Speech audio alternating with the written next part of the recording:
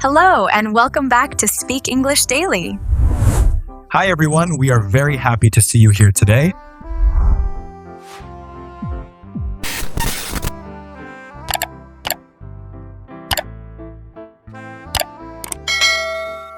Welcome back to Speak English Daily. Today feels a little different. I want you to pause for a second and just notice how you feel right now. Not what you're doing, just how you feel inside. That's already uncomfortable for some people. The moment you ask that question, their mind starts running. Yes, because most people don't slow down long enough to even notice. Life is just go, go, go. Work, phone, messages, noise. And somewhere in all of that, peace disappears.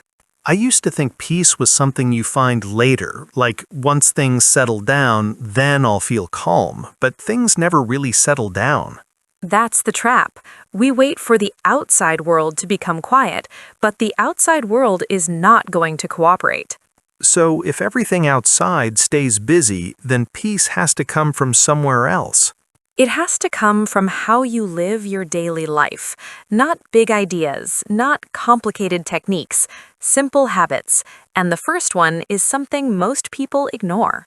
Let me guess, something boring but powerful. Very boring. Self-care. See, that word sounds basic. People hear it and think, I already know this. They think they know it, but they don't live it. Let me ask you honestly, do you sleep well every night? Not always. Sometimes I scroll on my phone longer than I should. And the next day? I feel tired, a bit irritated. Small things bother me more. That's it. People say, I feel stressed, I feel anxious, but they ignore the reason. Your body is tired, so your mind reacts. So it's not just mental, it's physical too. Completely connected. If your body is not taken care of, your mind will not feel calm. It's not possible. That makes sense. Even food changes how I feel. If I eat heavy, unhealthy food, I feel slow the whole day. And then your thoughts also feel heavy. You don't feel clear. You don't feel light. So we're not just feeding the body, we're feeding the mind too. Yes, every meal, every habit, every small choice, it all adds up. And then there's movement. This one hits hard. Many people sit all day. Work, phone, rest, all sitting. And energy gets stuck. The body feels tight. The mind feels restless. But when you move, even a simple walk, something changes. I've noticed that. Even a short walk clears my head. Problems feel smaller. Because your body releases that built-up tension. You don't need a perfect routine, just move. So if we simplify this, self-care is not luxury, it's foundation. Yes, sleep gives your mind recovery. Food gives your mind energy. Movement gives your mind release. And without these, people try to fix their thoughts, but nothing works. Because they are trying to fix the result, not the cause. Peace starts in your habits. That line is strong. Peace starts in your habits. So don't try to change everything in one day. Just start small. Sleep a little better, eat a little cleaner, move a little more. Small changes, but they build something bigger over time. They build a peaceful mind, slowly, naturally. And once your body feels better, your mind follows. Always.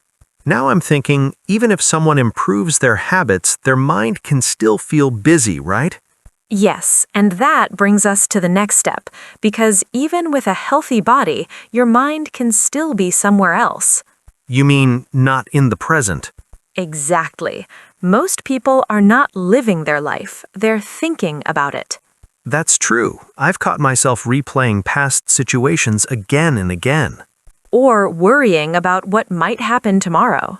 And both feel exhausting. Because your mind is never resting. It's either in the past or in the future, rarely here. And when you're not here, even simple moments don't feel peaceful. You could be sitting in a quiet room, but your mind is loud. That explains why people feel tired even when they didn't do much. Mental noise, constant thinking. That's where mindfulness comes in. This word gets used a lot. What does it really mean in simple terms?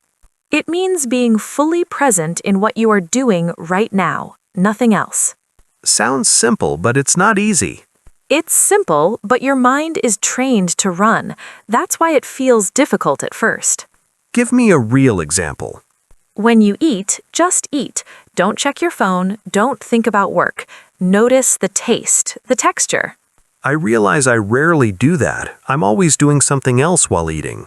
That's how most people live, half present, half distracted. What about walking? Same thing. Feel your steps, notice your surroundings, be there. And when talking to someone? Listen fully, not waiting for your turn to speak, just listen. That one is hard. People often think about what to say next. Yes, and that creates distance. But when you are fully present, the moment feels calm. So mindfulness is like bringing your attention back again and again. That's it. Your mind will run away. That's normal. You gently bring it back. No pressure, no frustration. Just patience. Over time, your mind starts slowing down. And when it slows down, peace starts to appear. Because peace lives in the present, not in yesterday, not in tomorrow. That's powerful. So if someone wants peace, they don't need to change everything outside. They need to come back to now, again and again. And slowly that becomes a habit. Yes, a habit of being present, a habit of living, not just thinking. That changes everything. There's something else most people don't notice, but it's shaping their mind every single day. Let me guess, more habits? Not habits this time, noise. That hits hard. There's always something playing. Music, videos, notifications, even when I'm alone. And that's the point. You're not really alone anymore. Silence has almost disappeared from daily life. I've noticed that. If things get quiet, I reach for my phone without thinking. Most people do. Silence feels uncomfortable. It feels empty. Or even scary sometimes, because when everything goes quiet, your thoughts get louder. Yes, and people don't want to face that, so they fill every moment with distraction. But that doesn't solve anything. It just pushes those thoughts away for a while. And hidden thoughts don't disappear. They build up. They turn into stress. So avoiding silence is like delaying the problem. That's a good way to put it. Silence is where your mind starts to clear itself. But the first few moments of silence don't feel peaceful at all. They don't. At first, your mind becomes even more active. Old memories, random thoughts, unfinished emotions, everything comes up. I've experienced that. I tried sitting quietly once, and my mind went everywhere. And what did you do? I stopped after a few minutes. It felt too much. That's what most people do. But that moment is important. Your mind is releasing what it has been holding for a long time. So the discomfort is part of the process. Yes, if you stay there, slowly things begin to settle. What changes after that? Your thoughts become softer, your breathing slows down, your body relaxes, and then you feel stillness. That sounds rare in today's world. It is rare because people avoid it, but it's powerful. In silence, you start understanding yourself better. Without anyone telling you what to think. Yes, you see your thoughts clearly. You understand your emotions without confusion. So silence is not empty, it's full of clarity. That's a beautiful way to say it, and you don't need hours of it. That's good news. Even 5 or 10 minutes a day is enough. Sit quietly. No phone, no music, just you and your breath. I like that. Simple, but not easy. Most powerful things are like that. And over time, what changes? You become less reactive. Small things don't disturb you as much. You feel more stable inside. That sounds like real peace, not dependent on what's happening outside. Yes, the more noise you remove, the more space you create for calmness. And once you get comfortable with silence, you stop running from yourself. And that's where things start to shift deeply. Now I'm thinking silence helps, but what about training the mind more actively? That brings us to the next step, meditation. This one feels bigger. Some people think it's complicated. That's a common misunderstanding. Meditation is actually very simple. Then why do so many people struggle with it? Because they expect their mind to become quiet instantly, and when that doesn't happen, they feel like they're doing it wrong. I've been there, sitting with eyes closed, and my mind just keeps talking. That's part of the process. Meditation is not about stopping thoughts. Then what is it about? It's about learning how not to get controlled by your thoughts. That's a big difference. A very big difference. You sit comfortably, close your eyes, and focus on your breath. Just the breath? Yes, the air going in and out. That's your anchor. And when the mind starts wandering? You notice it and gently bring your attention back. No frustration?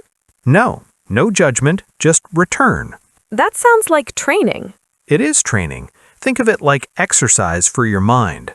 So each time I bring my attention back, I'm strengthening something. Your focus, your awareness, your control. That makes meditation feel more practical. It is very practical. Over time, something interesting happens. What kind of change? You start observing your thoughts instead of reacting to them. So instead of getting pulled into every thought, you watch them. Yes, and that creates space between you and your thoughts. And in that space, there's calmness. That's where peace begins. What about the benefits people talk about? They are real. Your stress reduces, your mind slows down, you feel more present. I've heard it also helps with emotional control. It does. You react less, you respond more calmly. That alone can change relationships, work, everything. And the best part is, you don't need a lot of time. How much should someone start with? 5 minutes is enough in the beginning, then slowly increase. And consistency matters more than duration. Always. Even on days when it feels difficult, just sit and try. Because skipping breaks the habit. Yes, and meditation works through repetition. I like how simple this is. Sit, breathe, notice, return. Simple steps, but deep impact. And over time, the mind becomes calmer, more stable. And less controlled by random thoughts. Which means more control over your life. Yes, when your mind becomes steady, your life feels lighter. That's something everyone is looking for, whether they realize it or not. There's another problem that quietly steals your peace every day, and most people don't even question it. Let me guess, phones. Not just phones, distractions in general, but yes, the phone is a big part of it. It's crazy how often we check it without thinking. Sometimes I unlock my phone and forget why I even picked it up. That's not accidental. These apps are designed to keep your attention. Notifications, short videos, endless scrolling, they pull you in. And once you're in, time just disappears. And so does your focus. You start one task, then suddenly you're somewhere else. I feel that during work. I try to concentrate, but one notification breaks everything. And your mind keeps jumping from one thing to another again and again. That constant switching feels tiring. Because your brain is not built for that kind of scattered attention, it needs focus to feel calm. So distraction is not just wasting time, it's creating mental noise. Yes, and when your attention is scattered, your energy becomes weak. That explains why people feel drained even when they didn't do much. Because their mind never settles, it keeps moving without rest. So what's the solution? We can't just throw our phones away. You don't need to remove everything. You need to take control. That's the key difference. Control instead of reacting automatically. Yes, start by noticing how often you check your phone. Awareness comes first. That alone can be surprising. Then, create simple limits. Decide when to use your phone and when to stay away. Like no phone during meals? That's a good start. Or keeping your phone away while working on something important. What about social media? Use it with purpose, not as an escape. Ask yourself, why am I opening this? That question can stop a lot of unnecessary scrolling. It can. Another powerful step is creating distraction-free time every day, like a small window where nothing interrupts you. Yes, even 30 minutes. No phone, no noise, just focus on one thing. That sounds simple, but I can see how powerful it is. Because when your mind focuses on one thing, it becomes quiet. And quiet mind feels peaceful. Always. Also, stop trying to do multiple things at once. Multitasking feels productive, but it's not. It divides your attention, and divided attention creates stress. So one task at a time. Fully. When you work, just work. When you rest, just rest. That kind of clarity is rare these days. That's why peace feels rare too. Your environment shapes your mind. So if the environment is full of distractions, the mind becomes restless. And if you clean your environment, your mind naturally becomes calmer. That gives a sense of control back. And when you control your attention, you protect your peace. That feels like a strong shift from being pulled in every direction to choosing where to focus. And that choice changes everything. But even if someone reduces distractions, there's still another challenge, feeling alone. Yes, and that's something many people are dealing with silently. It's strange. People are connected online more than ever, but still feel lonely. Because connection is not the same as presence. You can talk to many people and still feel unseen. I've felt that. Conversations that don't really go deep. And over time, that creates a sense of emptiness. So loneliness is not about being alone, it's about not feeling understood. That's a powerful way to see it. And when you don't feel understood, your mind becomes heavy. More overthinking, more emotional stress. Yes, but when you have the right people around you, something changes. You feel lighter, safer in a way. Because you can be yourself, no pressure, no pretending. But not every relationship brings that feeling. That's very important. Some people bring peace, others bring stress. And many people stay in draining relationships without realizing the impact. Because they're afraid of being alone, but staying in the wrong environment is more harmful. So it's not about having many people, it's about having the right people. People who listen, people who respect you, people who support your growth. That kind of connection feels rare but valuable. And it requires effort. You have to build it. How can someone start? First, be honest in your conversations. Don't just talk to pass time. Talk to connect.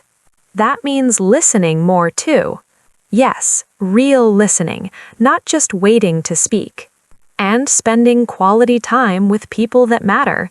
Family, close friends, supportive people. Give them your attention. What about toxic relationships? It's important to step back. Protecting your peace is not selfish. That can be difficult, but necessary. Very necessary. Also, don't just expect support. Be supportive too.